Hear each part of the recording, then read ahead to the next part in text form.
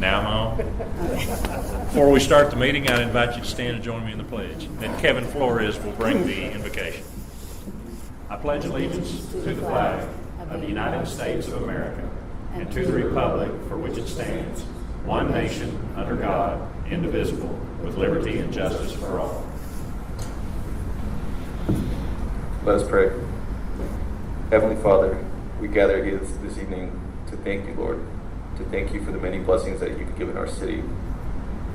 Lord, we ask that you continue watching over our city, especially during this pandemic as we struggle our way out of it.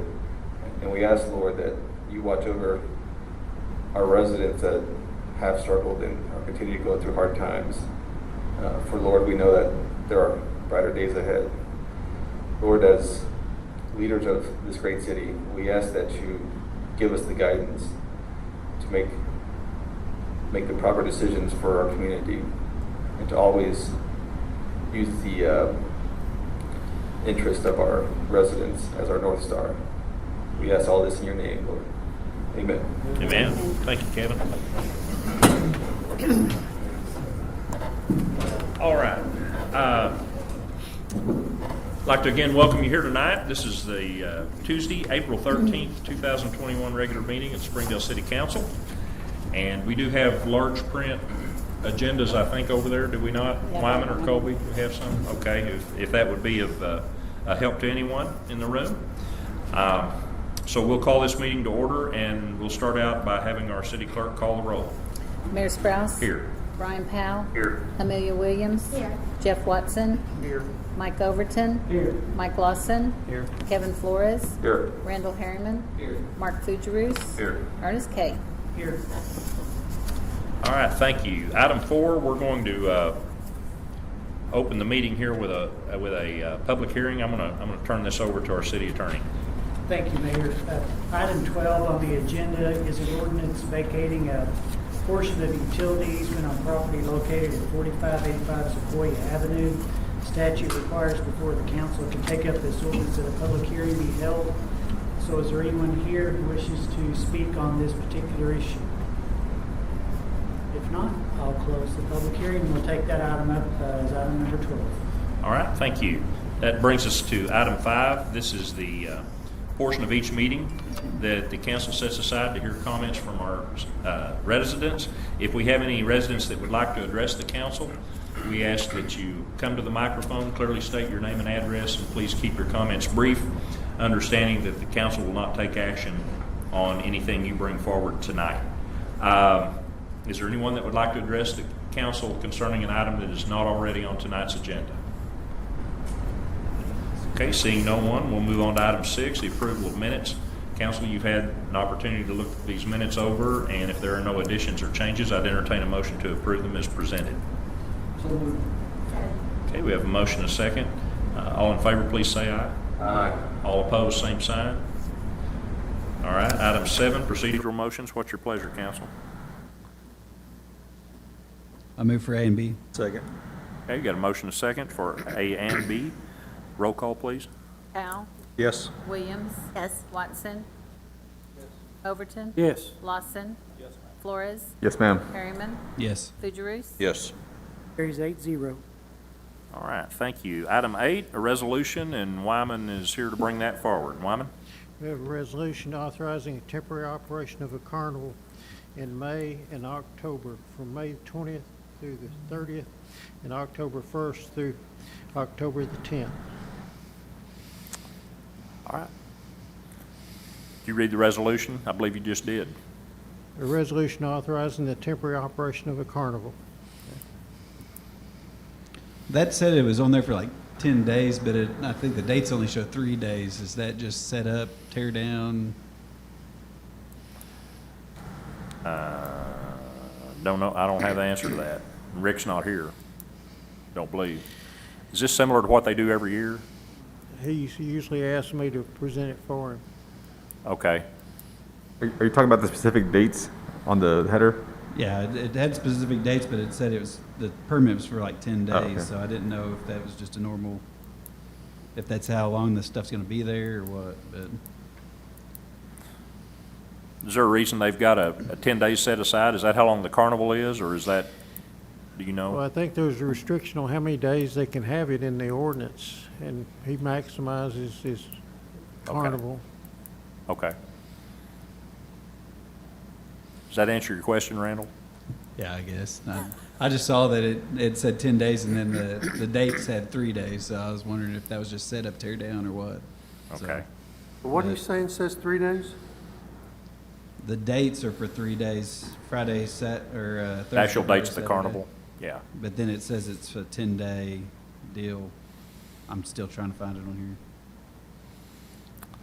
Well, it says hours of operation 30th, or Thursday the 20th through the 29th. Yeah. It says October 1st through 10th, and then it says on the application. Huh.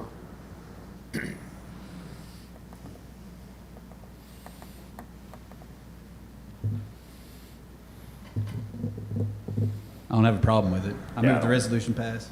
Okay. Have a- Second. And a second.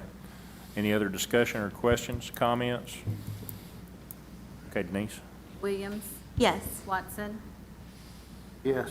Overton. Yes. Lawson, Yes, ma'am. Flores, Yes, ma'am. Harriman, Yes. Fujirus. Yes, ma'am. Powell. Yes. Carries 8-0. Thank you. Item 9, Planning Commission report and recommendations. Patsy Christie, Director of Planning and Community Development. Patsy?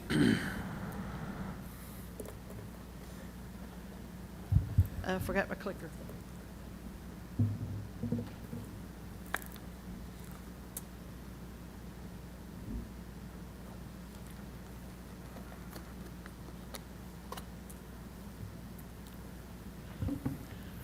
The first item is the PUD that we discussed last time.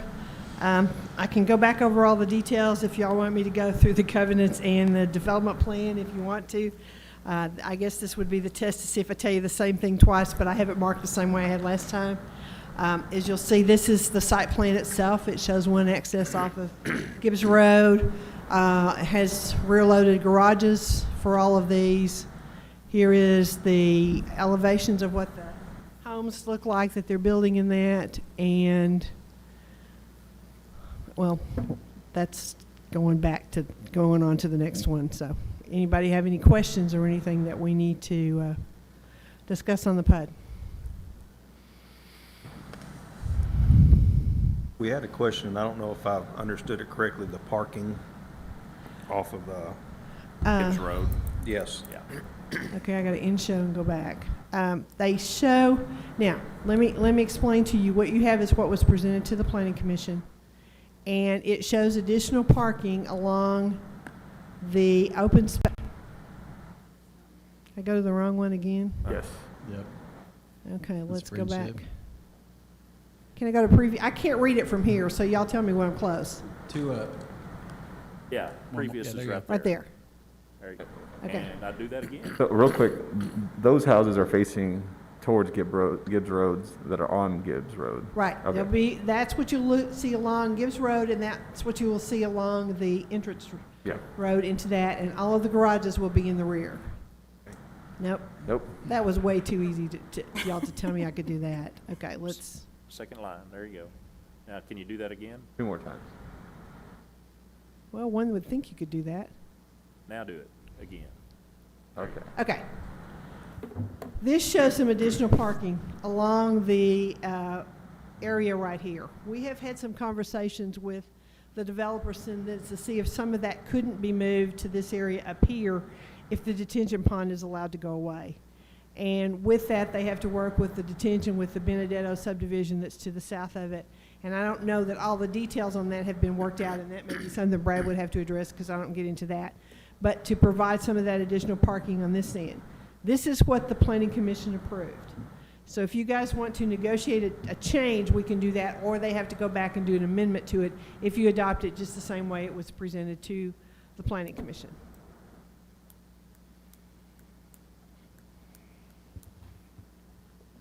Make a motion to approve. Second. Okay, we have a motion and a second. Did you read the title, Patsy? Oh, probably not. An ordinance amending ordinance number 3307, the same being the zoning ordinance of the city of Springdale, Arkansas, and the plat pertaining thereto, by rezoning certain lands from agricultural district A1 to plan unit development PUD and declaring an emergency. Okay, Mark, is that, you still got a That's good. motion and we still have a second? Second. Okay. All right, any other questions or comments? All right, Denise? Lawson? No. Overton? Yes. Lawson? Yes, ma'am. Flores? Yes, ma'am. Harriman? Yes. Fugierus? Yes. Howe? No. Williams? Yes. Carried 6-2. Emergency clause be adopted. Second. Overton? Yes. Lawson? Yes. Flores? Yes, ma'am. Harriman? Yes. Fugierus? Yes. Howe? Yes. Yes. Watson? Yes. Emergency clause carries 8-0. And the emergency clause was added because there is a pending development to move forward on this one.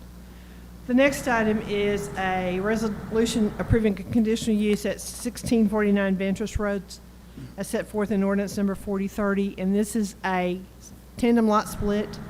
The Cemetery Association is splitting off the property that has the house on it. The rest of it will remain as part of the cemetery. There's no development going on. It's just separating that one house off.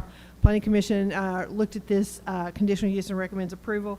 The title of the ordinance reads, or the resolution reads, a resolution approving a conditional use at 1649 Vantress Farms Road as set forth in ordinance number 4030. Move the resolution pass. Second. Okay, we have a motion, second. Other questions or comments, anyone? Else in the room? Okay, Denise? Lawson? Flores? Yes, ma'am. Harriman? Yes. Bruce? Yes. Howe? Yes. Williams? Watson? Yes. Overton? Abstain. Carries 7-0 with one abstention. Hey, thank you, Patsy. We're okay. All right, item 10, Finance Committee Chairman Jeff Watson. Jeff? Thank you. The first has to do with the transfer of property to David and Kathy King. I'll read the title to the resolution. A resolution authorizing the transfer of property located adjacent to 3304 Martin Drive to David King and Kathy King. That resolution was forwarded to council with recommendation for approval. Want to talk about that, Ernest? Yes, this is a parcel of property that was conveyed to the city some time ago, I think 1973. It was originally conveyed to the city for the purposes of a sewer lift station. Probably should have went to the Springdale Water Utilities, but it went to the city. It's a very small parcel. Property owners adjacent to it willing to take over the property. This way the city doesn't have to maintain it anymore. We have preserved the water and sewer easements that are on the property. You did so by resolution in February of this year, and this would affect that transfer. Move the resolution be adopted. Second. Okay, we have a motion, a second, to approve the resolution. Any other comments or questions? And I've noticed we've got some folks participating by Zoom also, so if there's any comments there. Okay. Roll call. Flores? Yes, ma'am. Harriman? Yes. Fugierus? Yes. Howe? Yes. Williams? Yes. Watson? Yes. Overton? Yes. Lawson? Yes, ma'am. Carries 8-0. Item 10B from the Finance Committee has to do with acceptance of a grant from the Federal Aviation Administration. Apparently, we're required as a council to grant permission to accept such a grant.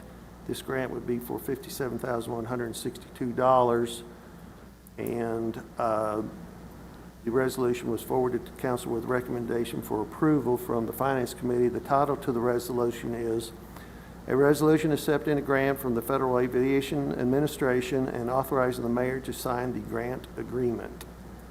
Resolution be adopted. Second. We have a motion and a second. Anyone else need to speak to this before we vote? All right, Denise? Harriman, Yes. Fugierus. Yes. Howe, Yes. Williams. Yes. Watson, Yes. Overton, Yes. Lawson. Flores. Yes, ma'am. Carries 8-0.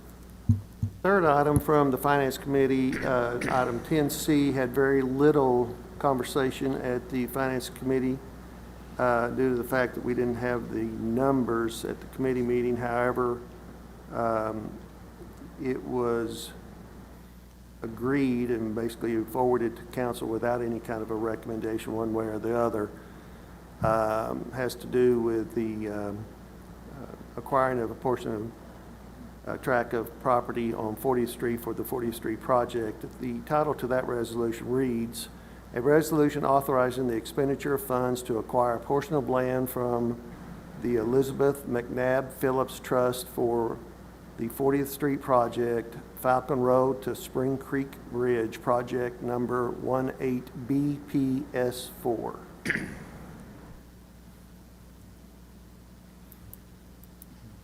You have anything to add? Yes, the additional compensation is set forth in the resolution. The city's estimate of compensation was $53,250. The property owner has extended a counteroffer to settle for $16,000 in additional compensation. $24,000 would be, the city has worked with the property owner. This is one we have not filed eminent domain on, and I'm glad that we're able to hopefully come to a resolution without having to do that. But the $24,000 would be payment directly to the property owner to replace the fencing as opposed to the contractor doing it in the context of the job. And it's actually cheaper for us to do it this way. So $24,000 is for the fencing and $16,000 is for additional compensation based on land values. There are several other details that we have worked out with the property owner, I believe to her satisfaction, as far as some other issues that we've worked out. She's here with her attorney as well if you have any questions. Mr. Mayor and council members, Larry McCready. I represent the property owner, Betsy Phillips, who is here. I don't have anything to add beyond what Ernest did, but I'm certainly available, as is Ms. Phillips, to answer any questions the council may have. If there are no questions, I'd entertain a motion. No, I've got a question. So I know that most of us have been contacted and most of us had actually gone out there, and I've seen the way it looks now. And there's part of it was moving the fence back and everything is going on with that. Is the property going to look the same as it is now with the trees and everything else, but closer to the house? Or is it just moving the fence and all the trees and everything else gone? There are some trees that are going to be removed. There are some aspects that will be put back to as normal as you can on a project like this. But yes, there are some trees that are going to be removed, and they are being compensated for that. Okay, so, you know, I had it pointed out to me which ones were being cut down and everything because of the drainage, having to go through there. But all the street lineage, the evergreen trees that were planted and all that, can those be replaced or moved along with it? I can address, and just as Ernest mentioned, there's compensation in there for it that was to the satisfaction of the homeowner. I don't know whether or not she intends to put the trees back. My understanding is that she does, and she can let me, she's shaking her head yes, so I think she intends to use a portion of the compensation for those trees to replant new ones along the road, so the look is similar to what we have out there today. No other questions? Okay. I move the resolution pass. Second. We have a motion and a second. Further discussion or any other comments or questions? Well, I guess I don't understand where the 24,000 came from. That's if you're familiar with the property, it's got a steel fence. Mm-hmm. And it became clear early on, and I remember Kevin McDonald with McClelland, and I met with we were with Beaumont, Kevin McDonald. He's somebody else we know. But we I was met. gonna say, was there a fire out there or what? Yeah. We met with Betsy and we I think all agreed that it was going to be a lot more expensive to try and save that fence, and we'd probably have trouble getting a contractor to say they could save it. So I think with some other, and I wasn't part of the discussions beyond that very much, but I'm thinking we're just basically, it turned out better for everyone if we just paid the amount that fence would cost to replace. I think that's right, Mr. Mayor. Mr. Watson, the idea of it was the replacement of the fence was originally going to be done as part of the project that the city was going to do anyways. Right. Yeah. Because of the nature of the fence, Ms. Phillips wanted to direct who did the actual replacement, and So in other words, it would have cost us money in the project, is what yes, you sir. were saying, Right. as far as saving us money?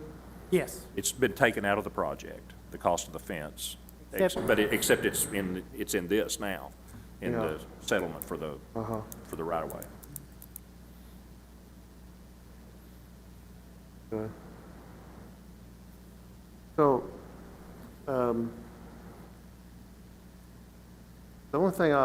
other thing I'll say is that it wasn't real clear at the committee meeting that the numbers were going to change from our city appraisal. In fact, it was indicated to us that there wasn't going to be any change, or at least if there was, it wasn't significant. I think it was discussed that we didn't know, we didn't have the number. There was a blank in the resolution at that time, as we weren't Yeah, sure what the number was there was going to definitely a be. blank, and there was, basically, everyone seemed to agree, I don't know who everyone is, but that it wasn't a big deal, so there, we really didn't need this discussion. My point is, it seemed like this should have been discussed at committee. well, But we Mr. Watson, were led to believe that there wasn't going to be any change, or at least not significantly. I remembered, a lot like Jeff, we had a discussion and there wasn't a number Right. that any of us had. Right. But I think it was, the way I understood it, and I've slept since then, that close, we've agreed, we just don't know what that number is. That's right. And so I'm kind of like Jeff, when you see this today and we're 53 and they're 93, we're a long ways apart. And Difference is actually, if I'm reading this right, is 16. Difference is actually 16. The Because 24. that 24 would have gone toward us building the fence. That was removed from our cost for the project. And I think, Mike, you said something about, our appraisal. too, that at the committee meeting, that kind I, of indicated that we weren't far off on the numbers. Yeah. and, well, I think the number you I know a tossed number? out that I remember was, I said it was in the 50s, I knew it was, and I said 56, which was wrong. But that was I said I couldn't remember the numbers we were talking about, I didn't know anything about the fencing. But in this, you're saying that 24,000 was taken out? That was what was in the quote for the contractor doing the trail? Is that correct? In other words, that was not part of the appraisal. That was part of the cost of doing the project. And Ms. Phillips felt more comfortable, so we looked to see how much it would cost us as part of the project versus just paying her and letting her replace the fence herself. That's outside of the appraisal.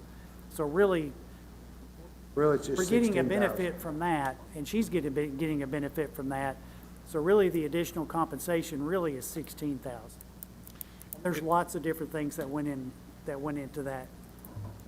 And Mr. Watson, the difference in that was a slight increase in the fee, the appraisal of the fee value, and then making the compensation for the permanent easements compensating that at the full fee value rather than as 25% is typically done in the appraisals that the municipalities have done. So it is not a large increase in the amount of compensation for the land that we requested.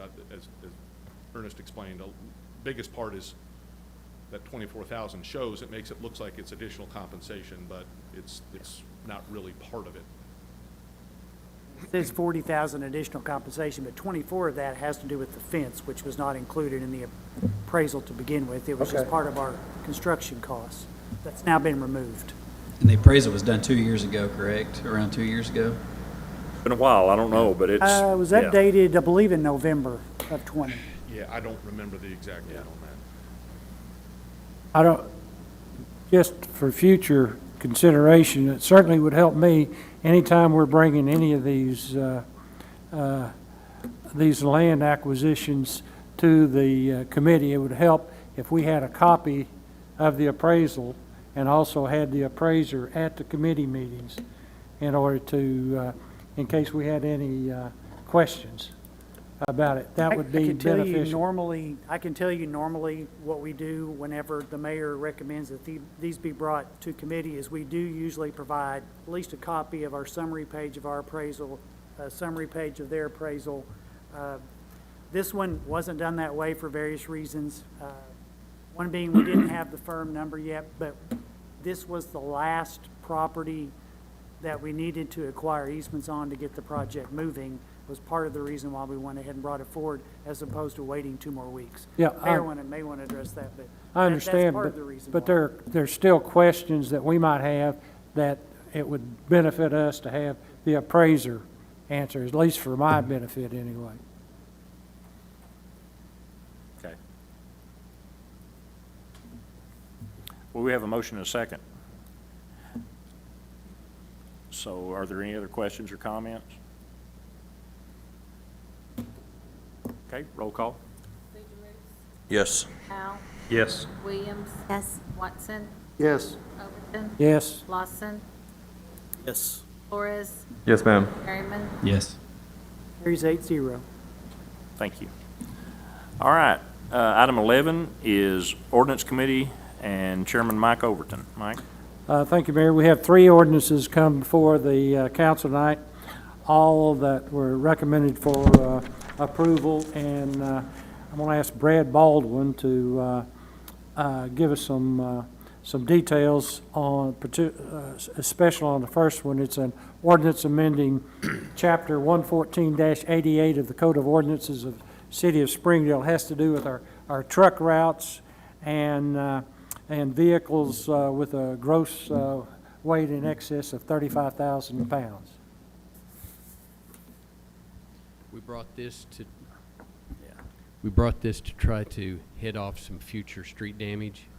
We're doing a fair bit of repair over the last month. Brad, can you speak up just a little bit, please? Is that better? Yeah. Okay. So that's what this ordinance does. It basically sets a limit for local streets of 35,000 pounds for a vehicle. It proposes designating routes for construction trucks to get off of the designated truck routes in town to those locations, and that those would be included in the grading permits as it comes through. It wouldn't be a new process. It'd just be added to our existing grading permits. And also require a bond for street, in the event of street damage repair?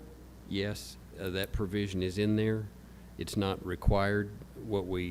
It could, subject to the engineering department's determination? Yeah, this would be like they're currently doing on grading permits. There's a bond with provisional grading permits.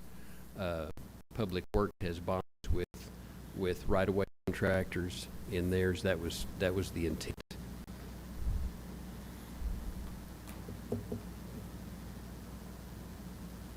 Did we check with any other cities, see what they're doing on this kind of stuff? I mean, did we check with some of the surrounding cities and?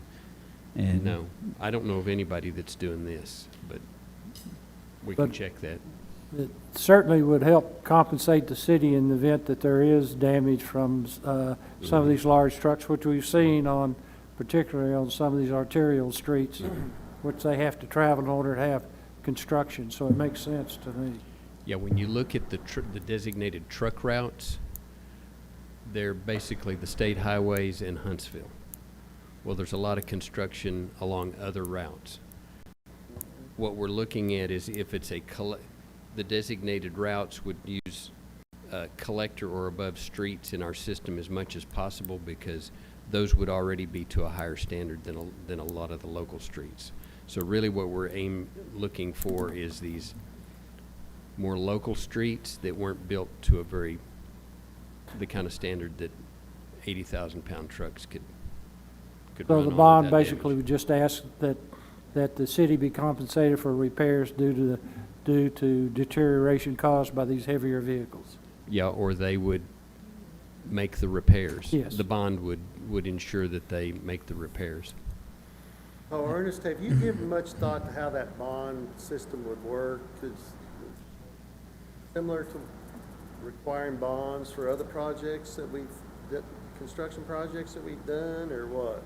Well, we have a mechanism in our excavation street cut ordinance that allows the possibility of a bond to be posted depending on the size of the project, location of the project.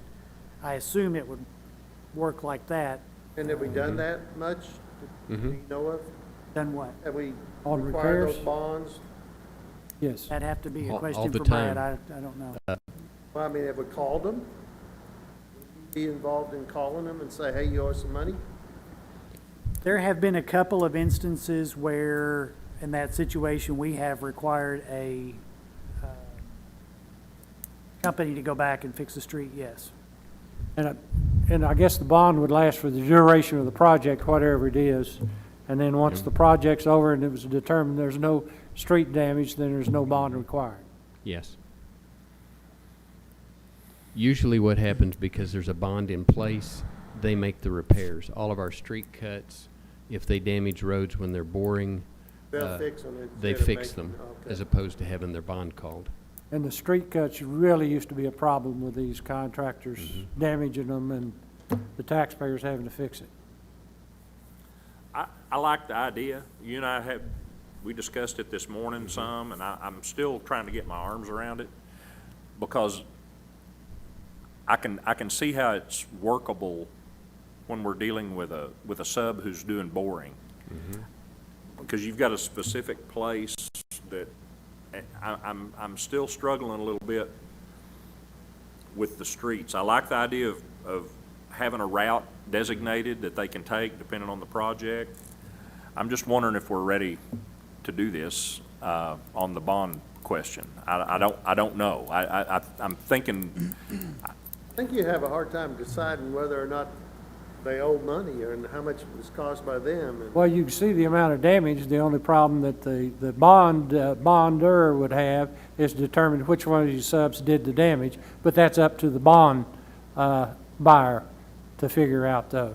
Because the planning, or engineering, or street department could determine if in fact there's damage there, saying, hey, this is not the condition it was before you started the subdivision or whatever project. So then it's up to the bondholder to figure out who he's going to go back on to get it fixed, but he has to fix it first, which I just don't know puts, about that, Mike. I'm not sure about what you just said.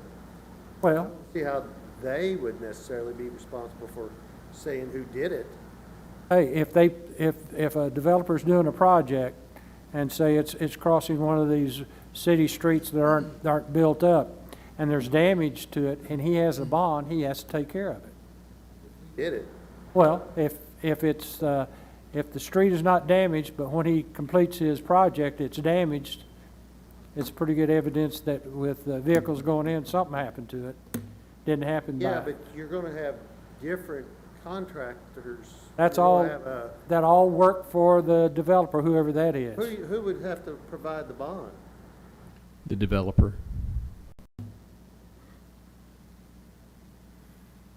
What if it's just a So dirt he's paying contractor, though? He's paying for the damage that his subs are doing. That's correct. So you're Right. saying subs wouldn't have to get the bond if it was a That's- dirt contractor? Just a bondholder, right? Yep. The developer would have the bond, and he would be responsible for keeping his truckers in line, essentially. And that's the way we do the boring. Like if it's an AT&T project, then they're the ones with the bond. Yeah. And then they deal with their subs if they cause damage. How many of these situations do you think we have had that we could target who exactly did the damage on the road? I don't know, because we haven't had a provision for it. We haven't particularly been tracking it. I mean, What happened? that's my concern with it, is how do we say, well, you did that damage, when we're not sitting there monitoring that damage, or, you know, we might have seen the road before and road after, but how do you lay that blame? Let me answer your question. I'll try, and Brad, let me know if I've messed this up. But we had a recent situation out in the very western part of Springdale where we probably could have, pointed to a particular operation that was responsible for the damage. But I'm not sure we had a tool to do that. And this would be a tool to do that. But again, that was a very remote situation where it was easier to pinpoint. You know, if it's an issue here in town somewhere around a development that's in where there's a lot more ways to get to it and a lot more traffic around it, I'm not seeing exactly how we determine who caused that damage. I But feel like we're penalizing everyone for the actions of a few, and I don't think I've thought a lot about this. We've had some conversations, and I don't feel like I get on board with it like it is right now. Well, we let the taxpayers go ahead and pay for the damage every time. Well, I like the idea of the bond. This is a solution, but Ernest, my concern here is that the numbers that we come up with when it comes to the bond, they could be frivolous. I don't see anything that's a safeguard to protect us as a city and the bond taker. Well, like I said, it's analogous to a street cut or a street bore, but I agree with the mayor. It's different in that it's more spread out. It's harder to prove the damage is done. I mean, I like the idea of providing a designated route for a grading permit. I think that's a great idea. I think that goes towards accomplishing what we're trying to accomplish here. But I would feel more comfortable doing that, and then if we feel like that's causing damage to streets, then I think we can come back and revisit this. But Say that again. I like the part that it's designating a route with the grading permit. I mean, it's a violation now. If they don't use a truck route, it's a violation already. So What's the repercussions then? it's punishable by a $1,000 fine and $500 for each additional day that it occurs. It's already a violation, but I do like the idea of tying it to a grading permit, reminding them, saying, look, the condition of your grading permit is that your trucks have to use this designated route. I think that's a good thing, but I think it's something altogether different. I think that's what Mr. Watson was saying and the mayor's saying, to say a bond to cover the damage to the street when, I mean, unless you've got somebody standing there watching, it's hard to prove that they caused that damage. It could be caused by weather. It could be caused by any number of things. I think this is a good first step as far as designating a route with a grading permit. Well, this does make a change though, Ernest. Prior to this change, if a dump truck was delivering dirt to a site, they could go down any street, basically, if they're making a delivery.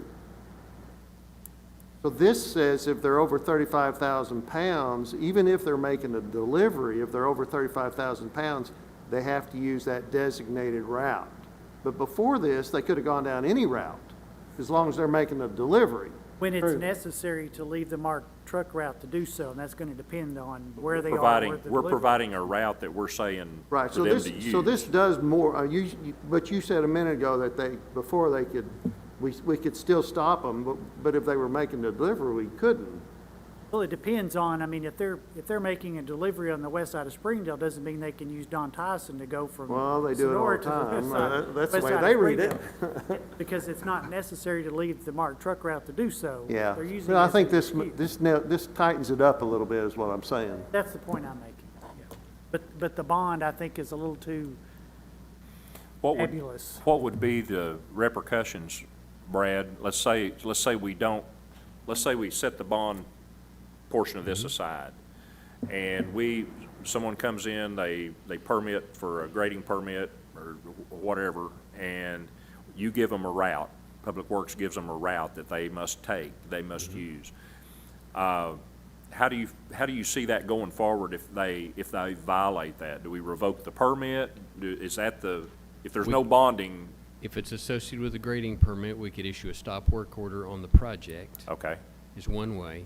As Ernest says, the police could issue a citation and cite them into court, and there would be a fine associated with it.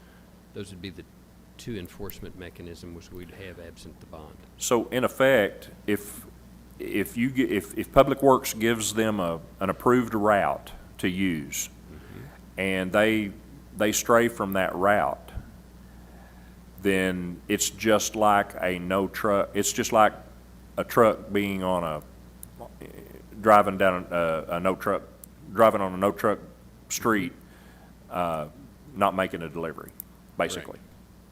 It would carry the same penalty? Okay. Are our police set up to know what route people are supposed to be on? Is that part of this deal too, that police get a list of the designated routes for these trucks so they can pull people over? I mean, Well, we've got truck routes. I don't know how you would need to coordinate with the PD. I would imagine that, We'd send them a map. Yeah. That shows this is the designated truck route.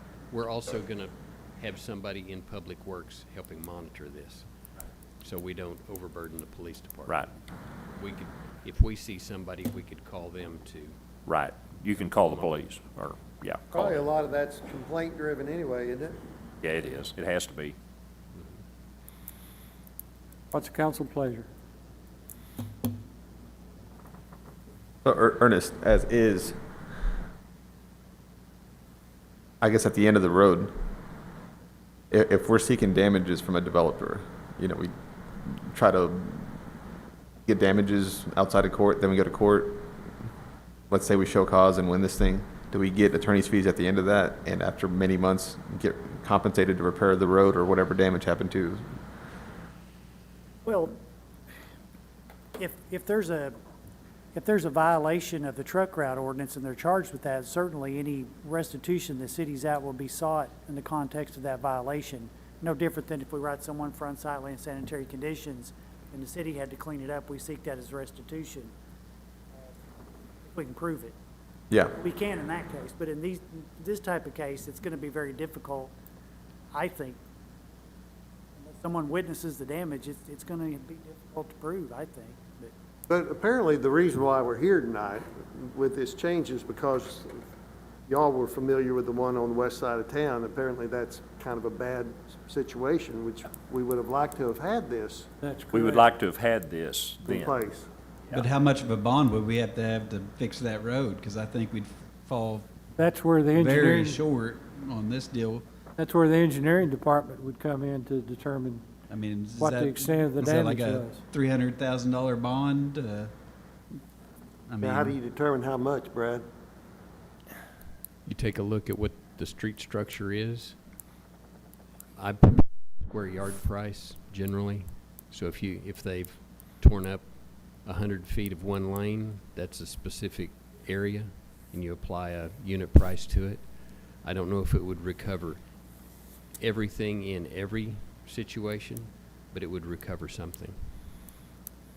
Generally, I we're- really, even if we pass this bond revision, I really don't see us trying to collect it very often, but we would have probably in that case. Yeah, right. It would be a tool you could use Available. available. If there were a way we could come up with a better trigger or something, I don't know.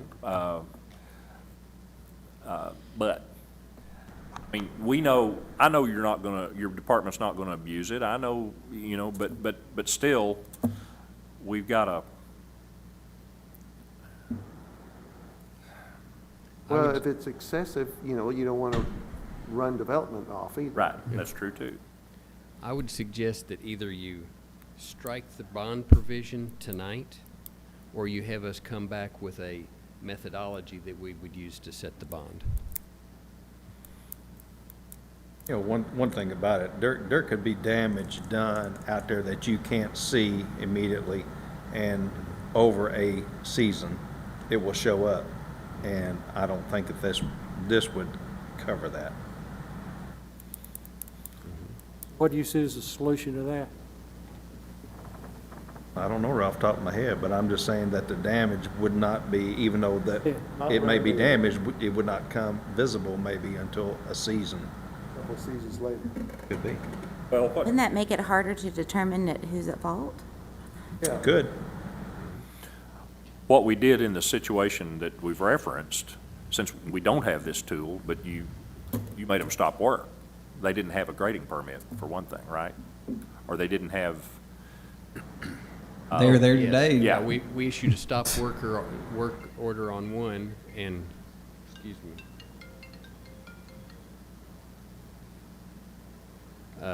stop work order, and they haven't returned to. They were there today shoveling dirt. I know. I drove by. Okay. But for me, I like the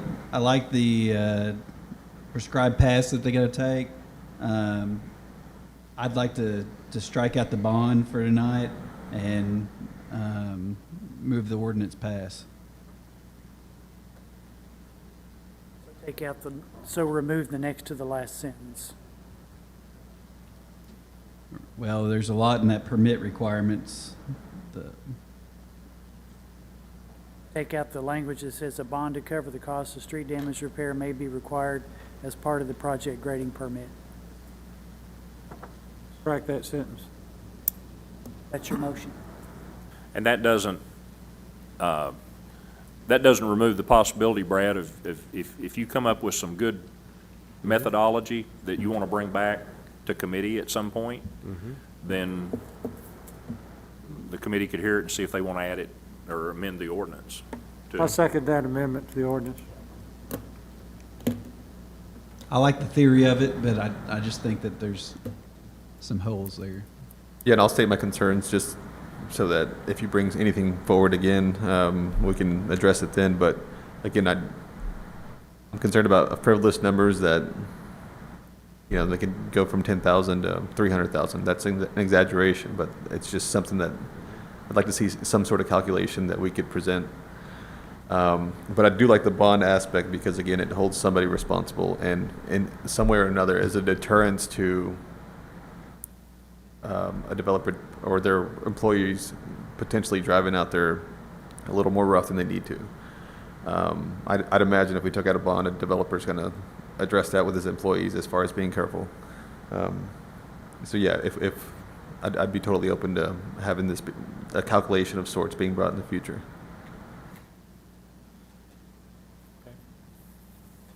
So I'll second Randall's if no Okay, one we got a has. motion and a second.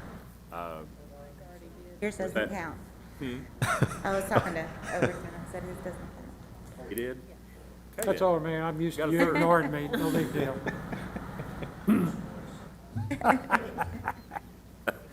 Okay, well, we have a motion and a second to approve the ordinance as amended with the bond language stricken. Okay? Anybody else have any other comments or concerns before we vote? Okay, Denise? Al? Yes. Williams? Yes. Watson? Yes. Overton? Yes. Lawson? Flores? Yes, ma'am. Perryman? Yes. Fugierus? Yes. Carries 8-0. Okay, the second item we have on the agenda is, and Brad, you might need to come back up if there are any questions. It's an ordinance amending section 110-86 of the Code of Ordinances of the City of Springdale. And what it states is the change is that any person working within the city or the right-of-way shall display their company name and telephone number on company vehicles and equipment while in the street right-of-way. This just moved that language from street cuts only to all who are working in the right of way. So any person working in the right-of-way has to have an identified vehicle. I move the ordinance pass. Second. Okay, we have a motion and a second. Any further questions or comments? And what's the ramifications if they don't?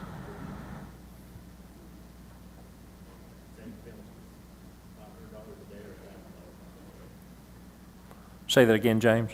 It's the same penalties, $1,000 fine, $500 a day. Okay. All right. Anybody else? Okay, Denise? Williams. Watson. Yes. Overton. Yes. Lawson. Yes, ma'am. Flores. Yes, ma'am. Harriman. Yes. Fugere. Yes. Powell. Yes. Carries 8-0. And the final ordinance we have is an ordinance relocating a portion of Maple Avenue and vacating a portion of the right-of-way of Success Avenue and vacating a portion of the right-of-way of Water Street pursuant to Arkansas Code annotated 14-54-1042, declaring an emergency for other purposes. Is the new street open, or what's the timeline on that? The new railroad crossing, We're still negotiating. still negotiating? Mhm. I move the ordinance pass. So do we do this before we open the other street, or? Doesn't have it, I mean, This one doesn't have any This traffic. is Street's just built. portions The of other the side of the street street's built, that so- aren't used now. right. Did we get a motion? And don't have a second? Second. Okay, now we do. All right. Okay, Denise? Watson. Yes. Overton. Yes. Lawson. Yes, ma'am. Flores. Yes, ma'am. Harriman. Yes. Fugere. Yes. Powell. Yes. Williams. Yes. Does have an emergency clause. Reason being, we have a property owner that could theoretically be landlocked if we don't pass an emergency. Move the emergency clause be adopted. Second. Overton. Yes. Lawson. Flores. Yes, ma'am. Yes. Fugere. Yes. Powell. Yes. Williams. Yes. Watson. Yes. Both the ordinance emergency clause carry 8-0. All right, and I'll turn the next three items over to our city attorney. Ernest? Thank you. The first item is an ordinance releasing, vacating, and abandoning a portion of utilities located on property in Springdale, Washington County, Arkansas, declared emergency for other purposes. When we had the public hearing on before the meeting, and it abandons a portion of utility easement on this property. Is this where the basketball court is in Pine Woods? It's indicated on the map on page 70. I don't know if there's a basketball court Yeah, there. I'm but- Yeah, it's a grainy map. It's hard for me to read the words. All the utilities have given their written consent for this to be done.